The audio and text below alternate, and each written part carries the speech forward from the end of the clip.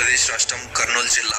కర్నూలుకు తూర్పు దిశలో 70 కిలోమీటర్ల దూరంలో కృష్ణానది తీరంలో దట్టమైన అరణ్యంలో శ్రీశైలం నందు సముద్ర మట్టానికి 458 మీటర్ల ఎత్తున కొండపైన వెలిసిన అతి పురాణ ప్రసిద్ధి చెందిన శైవ క్షేత్రం శ్రీశైలం. ఇక్కడ పరమేశ్వరుడు శ్రీ బ్రహ్మరాంబిక అమ్మవారి సమేత శ్రీ మల్లికార్జున స్వామిగా కొలువై ఉన్నారు. శ్రీశైలం ద్వాదశ జ్యోతిర్లింగాలలో రెండవది, 18 శక్తి పీఠాలలో 6వది మరియు 10 భాస్కర క్షేత్రములలో శ్రీశైలం 6వది. శ్రీశైలం దేవాలయంలో ప్రధాన ఆలయాలైన మల్లికార్జున మరియు బ్రహ్మరాంబ వేరువేరుగా నిర్మించబడ్డాయి. ఇంకా ఆలయంలో ప్రత్యేక ఆలయాలు, స్తంభాలతో కూడిన ఉపపుణ్య క్షేత్రాలు ఉన్నాయి. ఈ మొత్తం దేవాలయాన్ని చుట్టూ బలిష్టమైన రాళ్లతో అత్యంత ఆకర్షణీయంగా ప్రాకారాన్ని నిర్మించారు. ప్రాకారానికి ముఖ్యంగా 4 వైపులా 4 ద్వారాలున్నాయి. తూర్పు వైపునున్న ద్వారం మహాద్వారం. ఆలయ పరిసరాల్లో నంది మండపం, వీరశిరో మండపం, మల్లికార్జున ఆలయం, బ్రహ్మరాంబ ఆలయం అన్ని తూర్పు నుండి పడమరకు వరుసగా ఉన్నాయి. వృద్ధ మల్లికార్జున, సహస్రనామ లింగేశ్వర, అర్ధనారీశ్వర, వీరభద్ర, ఉమామహేశ్వర దేవాలయం, పాండవులు ప్రతిష్ఠించిన 5 దేవాలయాలు, నవబ్రహ్మ ఆలయాలు ఉన్నాయి. స్కాంద పురాణంలో శ్రీశైల ఆవిర్భావానికి సంబంధించిన గాథ ఉంది. కృతయుగంలో శిలాదుడు అనే ఋషి సంతానం కోసం ఘోర తపస్సు చేశాడు. ఆ ఋషి తపస్సుకు మెచ్చి శివుడు ప్రత్యక్షమయ్యి పర్వత, నందీశ్వర అనే 2 పుత్రులను ప్రసాదించాడు. వారు ఇద్దరు పెరిగి పరమేశ్వరునికి సేవ చేయడమే పరమ పవిత్రమని భావించి ఆ శివుని కోసం తపస్సు మొదలు పెట్టారు.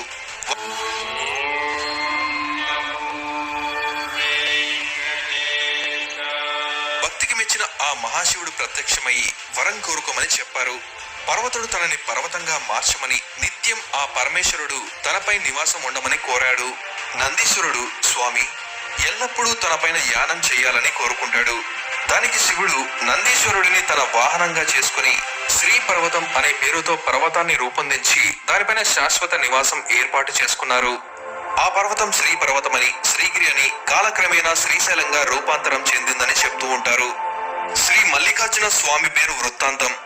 శ్రీశైలాన వెలిసిన లింగాయుధుడైన మహేశ్వరుడికి మల్లికార్జునుడు అనే పేరు రావడం వెనుక ఒక కథ ఉంది. కృష్ణా తీరంలో బ్రహ్మగిరిని రాజధానిగా చేసుకుని చంద్రకేతుడు అనే రాజు పరిపాలించేవాడు. సంతానార్థైన రాజుకి లేక చంద్రమతి అనే ఒక అమ్మాయి జన్మించింది. ఆమెను అల్లారు ముద్దుగా పెంచాడు. ఆ దశలో రాజ పురోహితుడు జైత్రయాత్రకు ముహూర్తం పెట్టడంతో రాజు బలగాలను తీసుకుని బయలుదేరాడు. రోజులు నెలలయ్యాయి, నెలలు సంవత్సరాలుగా మారాయి.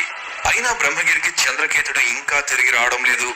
అలా కొన్నేళ్ల తర్వాత రాజ్య విస్తరణ కాంక్షకు స్వస్తి చెప్పి విరామాన్ని ప్రకటించిన చంద్రకేతుడు అనంత విజయాలను సాధించి రాజధానికి తిరిగి వచ్చాడు.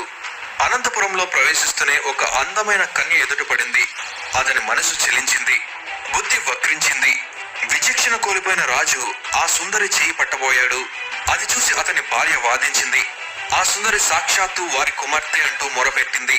కామాంధుడైన చంద్రకేతుడు భార్య మాటలు వినిపించుకోలేదు. వద్దు తండ్రి, నేను నీ వారసురాల్ని అంటూ చేతులు జోడించి వేడుకుందా బిడ్డ. ఏళ్ల తరబడి యుద్ధాల్లో గడిపిన రాజుకి కారుణ్యం హరించింది. ఆమెను అస్సలు కనికరించలేదు. కామవాంఛతో చంద్రమతి వెంటపడ్డాడు. ఆమె రాజధానిని వదిలి కృష్ణానది దాటి కొండల్లోకి పరుగు తీసింది. ఓ గుహలో తలదాచుకుంటుంది. చంద్రకేతుడు ఆమెను తరుముతూ ఆ గుహ వద్దకి చేరుకున్నాడు. గుహ ద్వారమున మాట వేశాడు. గుహలో ఉన్న రాజకుమారి పరమేశ్వరుడికి ప్రార్థించి తనను కాపాడమని వేడుకుంటుంది. వెంటనే శివమయం వల్ల చంద్రకేతుడు ఆకుపచ్చ శిలగా మారిపోయాడు. గుహ ద్వారం నుండి అది దొర్లుకుంటూ పాతాళ గంగలో పడింది. ఆ కారణం వల్లనే పాతాళ గంగ నీరు ఆకుపచ్చగా కనిపిస్తుందని నమ్మకం.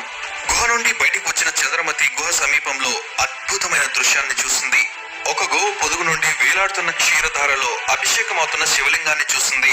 శివాజ్ఞ మేరకు ఆలయాన్ని నిర్మించి ఆ స్వామిని అనుదినం మేళాలతో అర్చించింది. ఆమె నిర్మల భక్తికి మెచ్చిన నీలకంఠుడు చంద్రమతి సమర్పించిన మల్లదండను తన శిగలో నెలవంకకు, సురగంగకు నడుమ అందంగా ధరించాడట. ఆ విధంగా మల్లికార్జునుడు అన్న వ్యవహార నామంతో ఇక్కడ స్వామివారు కొలువై ఉన్నారు.